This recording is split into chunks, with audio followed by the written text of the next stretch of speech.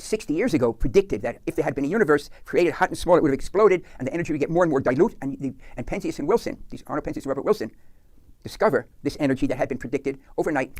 The Bible got it right. There was a beginning to the universe. Now, the black in the diagram is nothing. It's not a vacuum. Vacuums are within that diagram, within that cone of expansion. Black vacuums are empty space, and space is something. The black of the paper around the diagram is nothing. It doesn't fit in our human brain because humans think in a box made of time, space, and matter/energy.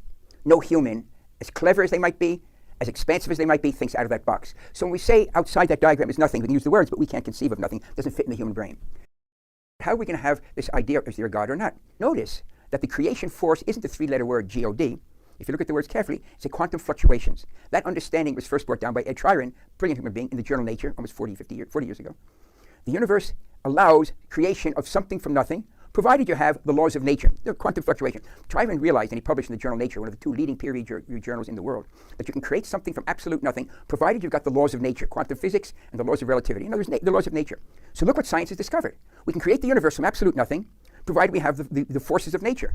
Now, the laws of nature, the forces of nature aren't physical. They act on the physical. So if they create the universe, that means they predate the universe. So now we have a set of forces, we call them the laws of nature, that are not physical, that are able to act on the physical. They create the physical from absolute nothing.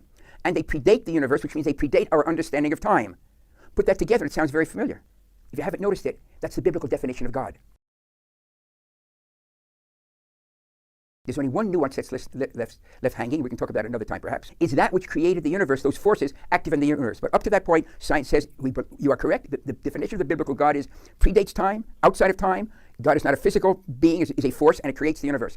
You'll notice at the opening chapter of Genesis, the only name for God is Elohim, God as manifest in the universe. Science has indeed discovered the biblical God. Well, we just need one part left. Crucial, that which created the universe is also active in the universe itself. The very fact that you're watching this now pretty much establishes that point.